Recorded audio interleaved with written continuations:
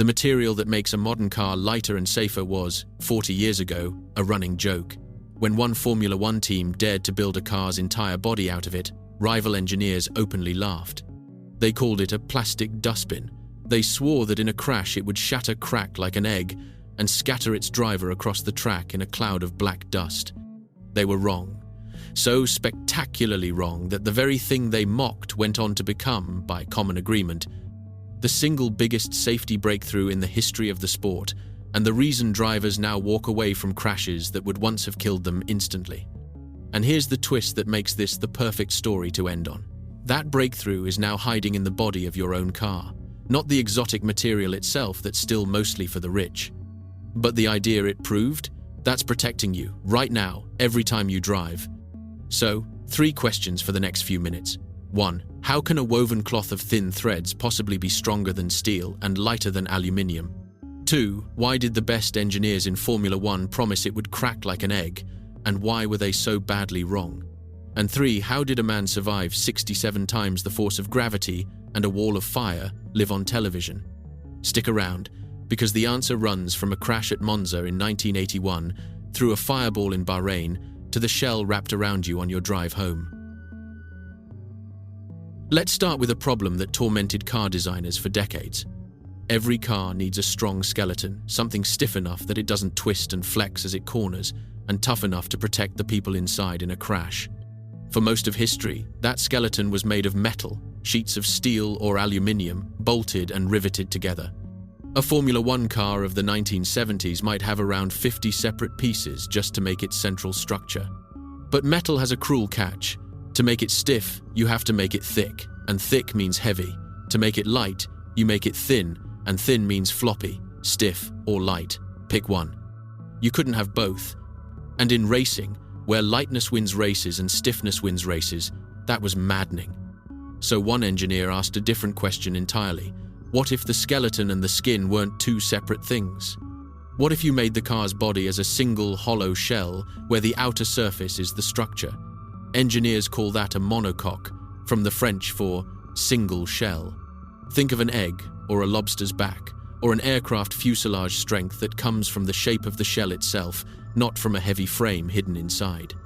But to build a shell like that thin yet incredibly stiff metal was hopeless. He needed a completely different material, and he found it in the aerospace world, carbon fiber. Threads of carbon, each thinner than a hair, but along their length stronger than steel. Woven into cloth, soaked in resin, and baked hard in an oven. The result is roughly 5 times as strong as steel at a quarter of the weight. And this is the magic part. You can lay the threads in the exact direction the forces will pull, putting strength precisely where it's needed and nowhere it isn't. Something no uniform lump of metal can ever do. The man who bet everything on this idea, in 1981, was a McLaren engineer named John Barnard, and almost everyone told him he was mad. Barnard's car was the McLaren MP4/1, and where a metal chassis needed around 50 pieces, his carbon monocoque was made of just 5 with barely a scrap of metal in it. It was lighter and stiffer at the same time, breaking that maddening old trade-off completely.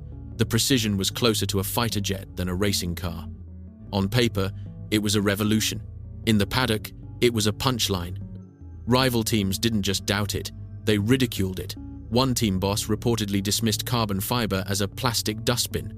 The common wisdom was that this stuff might be fine for a wing strut, but build a whole car from it and, in a heavy crash, it wouldn't crumple like metal, it would shatter, explosively, into a cloud of sharp black dust, and take the driver with it. And you can see why they thought that. It was a genuine unknown. Even Barnard couldn't find a single British company willing to build the thing he had, to go to an American aerospace firm, Hercules, in Utah, to get the know-how, and the first shells were made in the States and shipped back. The drivers were nervous too. The big question every Formula One driver was quietly asking was simple and grim. What happens to me, in this thing, when it hits a wall? They were about to find out, in the most public way possible. The 1981 Italian Grand Prix, at Monza. John Watson, in the MP4/1, loses control at the fast Lesmo corners and slams into the barrier at around 140 miles an hour. The impact is enormous. The engine and gearbox are ripped clean off the back of the car. The whole thing is torn apart, debris flung across the track. And in the middle of that wreckage sat the carbon monocoque, the survival shell around the driver completely intact. It hadn't cracked like an egg. It hadn't burst into black dust. It had held. And John Watson climbed out and walked away. That single moment did more to sell carbon fiber than any wind tunnel graph ever could. Footage of Watson's crash was soon being shown far beyond motor racing as proof of what this material could do. Within months, every rival team was scrambling to copy it. The plastic dustbin had just become the most important idea in the sport. But why did it work? And the answer flips everything you'd expect on its head. Here's the counterintuitive bit that most people get wrong. Carbon fiber isn't safe simply because it's hard and won't break.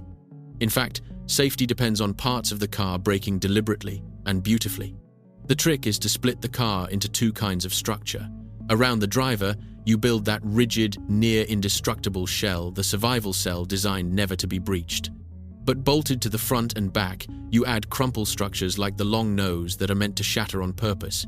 When the car hits something, that nose destroys itself, and in destroying itself, it soaks up the enormous energy of the impact, so that energy never reaches the human body inside the shell. Think of it like a nut. The soft shell crushes and absorbs the blow. The hard kernel in the center stays whole.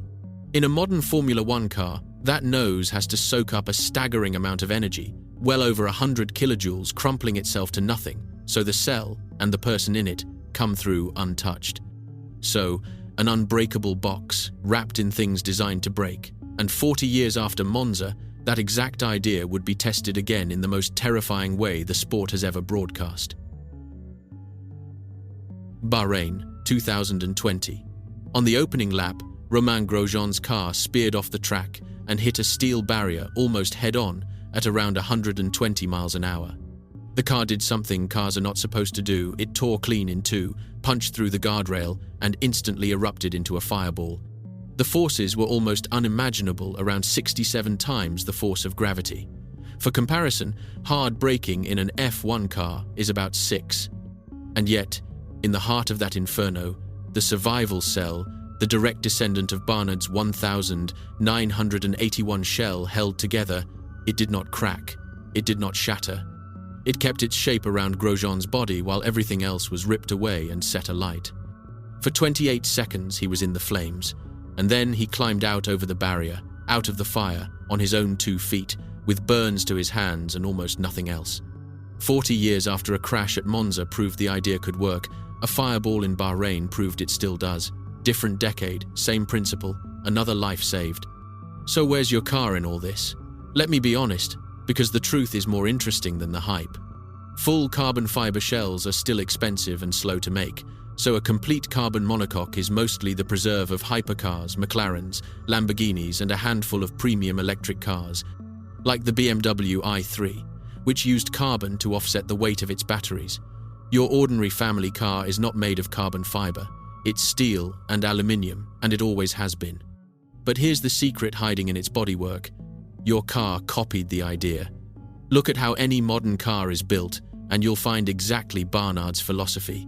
A strong, rigid safety cage around the passenger compartment, the bit they designed never to collapse, surrounded by crumple zones at the front and rear, engineered to fold and destroy themselves to soak up a crash. That's the survival cell and the sacrificial structure, straight from Formula One, translated into steel for the masses. The carbon stayed exotic, the thinking went everywhere. It isn't all magic, mind you. Carbon fiber is costly and painfully slow to produce. The shell of the original McLaren F1 road car took an age to build. And it has one nasty habit. When it's damaged, you often can't just beat out a dent or weld a patch as you would with steel. A cracked structural piece frequently has to be replaced entirely, which is why a carbon car can cost a small fortune to repair, and a fortune again to insure. Where's it heading? Manufacturers are inventing faster, cheaper ways to mold carbon, slowly dragging it out of the hypercar world towards ordinary cars, and it's especially tempting for electric cars, where shaving weight helps claw back the range stolen by heavy batteries. The material that was a punchline in 1981 is still slowly spreading. So what's the biggest secret hiding in your car's body? It isn't the carbon fiber itself. Your car probably hasn't got any. It's the idea that carbon fiber proved, back when everyone said it would crack like an egg, that the smartest way to survive a crash is to wrap a person in an unbreakable shell and surround that shell with things built to destroy themselves.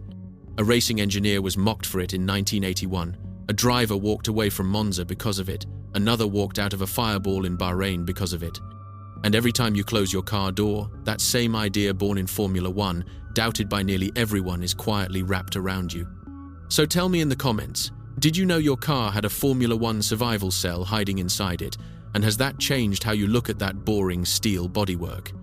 And since this is where my little series on F1 tech in road cars comes to rest, I want to know, which of these secrets surprised you most? The gearbox, the brakes, the energy recovery, the wings, or this? Tell me, subscribe, and I'll see you in the next one.